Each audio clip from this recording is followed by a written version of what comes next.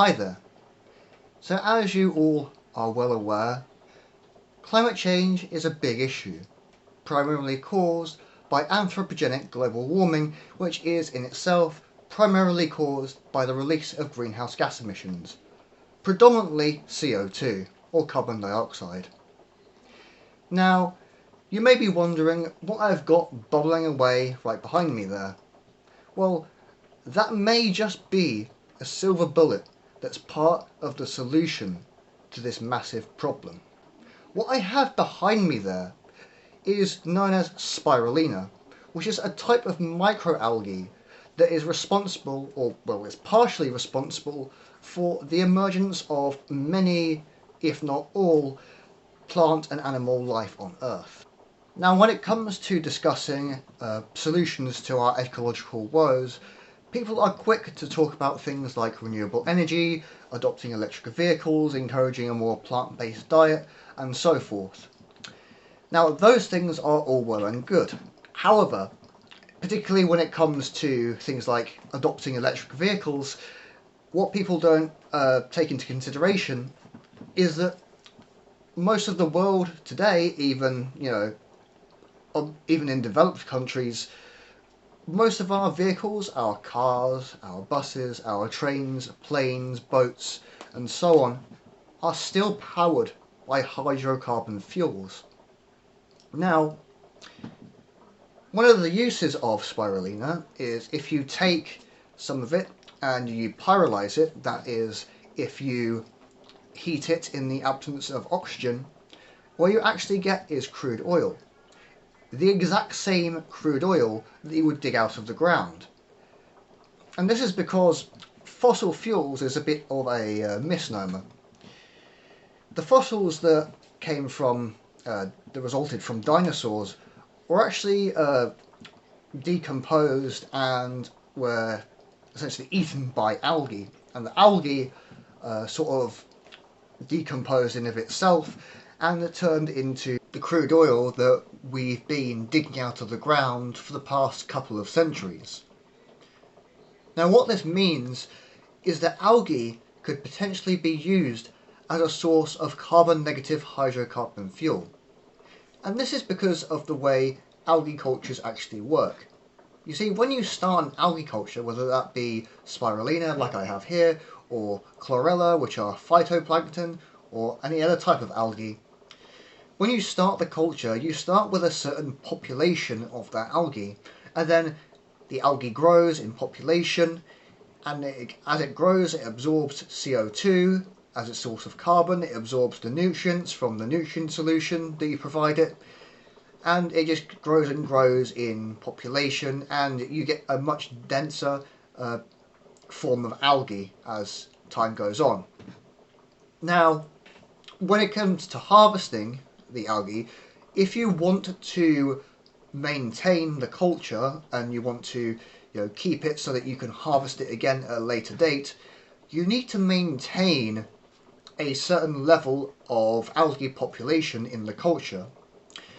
And what this means is that any CO2 that you are storing in the form of more algae, some of that will effectively be permanently sequestered, because what you are doing is you are saving some algae, and thus you're not releasing as much CO2 as you would be if you was using all of the algae for fuel. So if you, for example, grew some algae and you used half of that for fuel, that would mean that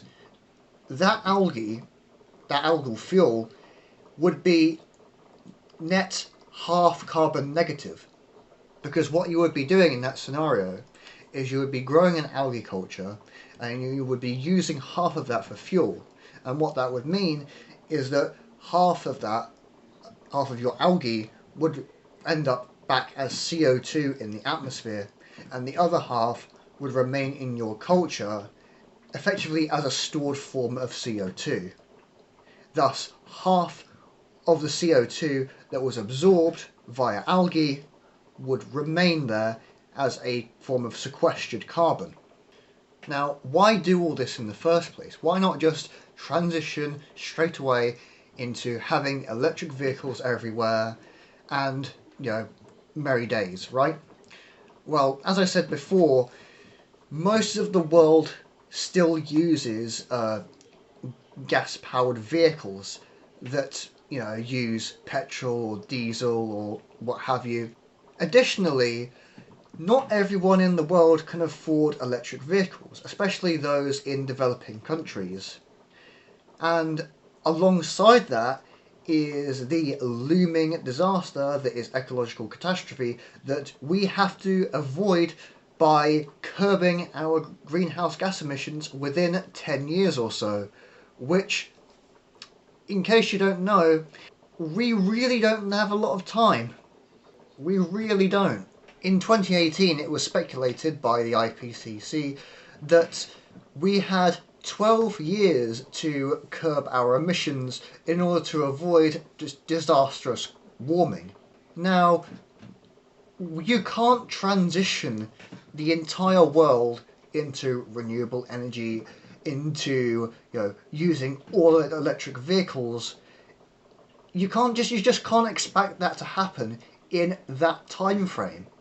And so what you need is a stopgap that uses technologies people are already using in order to provide a short-term solution to the problem. And I think algae suits that niche quite nicely. And that's not even mentioning the carbon sequestering potential of the algae itself. Some algae can actually absorb hundreds of times more CO2 than a single tree for the same volume. And what that means is that if we grew literally tons and tons and tons of algae, we could effectively offset some of the emissions that are currently being put into the atmosphere.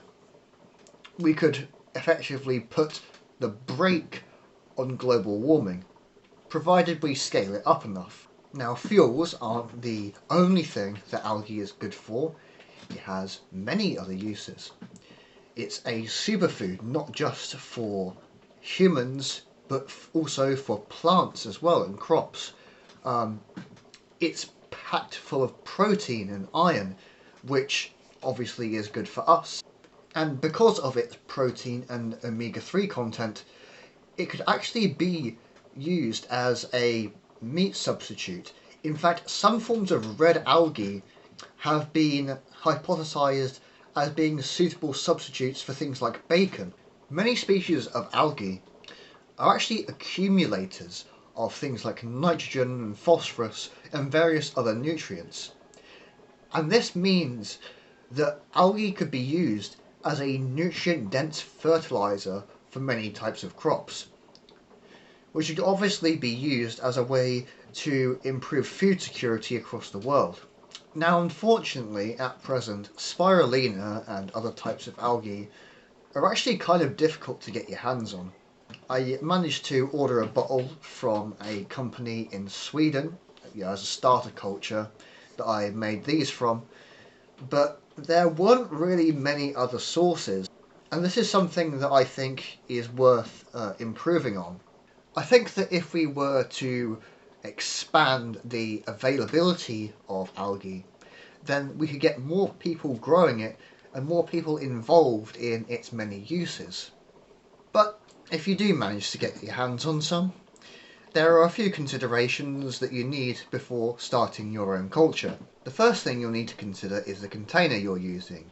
Ideally, you want to be using a clear container such as a PET water bottle or a glass jar. And this is so that you can let ample light into the medium, so that every one of your little green fellows can thrive. Next, you need to consider the fertilizer you're using. You can use some of the powdered fertilizer that might come with a grow kit. However, a more sustainable long-term solution might be to use a more natural liquid fertilizer. Use your imagination. Now, when you initially start your algae culture, the algae itself isn't going to be particularly active in photosynthesis, And that means it's not really going to be producing that much oxygen that it needs to float up to the surface of the water that you're using. And this means that because, well, gravity is a thing that exists, you need to agitate it at quite a constant rate. And something that is helpful in doing that is something like an air pump or an aquarium pump.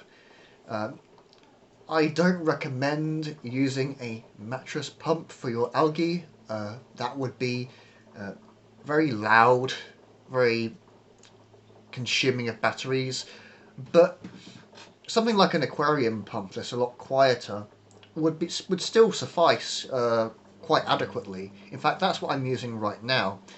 What I'm using behind me right there is just a small aquarium pump with a few air taps and a few check valves and some tubing that's going to each of the bottles. So let's actually take a look at this now.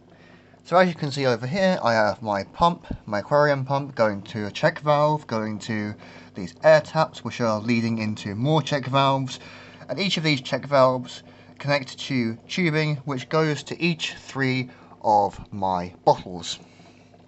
As you can see here, the first bottle in the front there and the one at the back, which was actually the first one I made, they're both kind of a similar concentration. The middle one I just happened to make a little bit more concentrated for some reason. I started these last week and they should be ready in about a couple of months or so for harvest. When they're ready for harvest, what you'll see is, well, what you're supposed to see is a dense dark green liquid, and that signals that there is a high population of algae in there. Now, these bottles here, my culture, is getting plenty of artificial light from this lamp here and from my bench lights. However, I reckon this is going to take a little bit longer than the benchmark time of about 3 to 6 weeks, mainly because I live in a cold climate and it's the beginning of March, and so it's really kind of a bit chilly right now, and so these fellows are going to be growing a little bit more slowly. Something I can't really stress enough is you really need that constant agitation, otherwise, especially during the beginning. Otherwise, your algae, I find, will just sink to the bottom and a lot of it will just die because it just doesn't have enough light to absorb. And that's kind of indicated by seeing, if you see white clumps at the bottom of your culture, yeah, that's mostly dead algae, and that often results from, at least from my experience, from lack of light.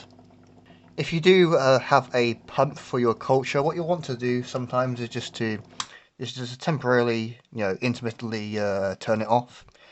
And this is because sometimes algae likes a bit of agitation rest after it's been agitated for a few days. And also you want to turn off the agitation during nighttime as well, when the algae isn't getting any light. And obviously if it's in the same room as you sleep, like with me, having the pump on all night is going to be something that will get quite annoying. So there's that as well. Anyway, I hope I've taught you something about algae, and I hope I've inspired some of you to maybe grow some yourself. Anyway, I've been Adam. This has been the 3rd Edenia installment. If you want to support me, you can subscribe to this channel if you want to see more videos, and also share this video on social media. Thank you very much for watching, and I'll catch you all next time. Bye for now.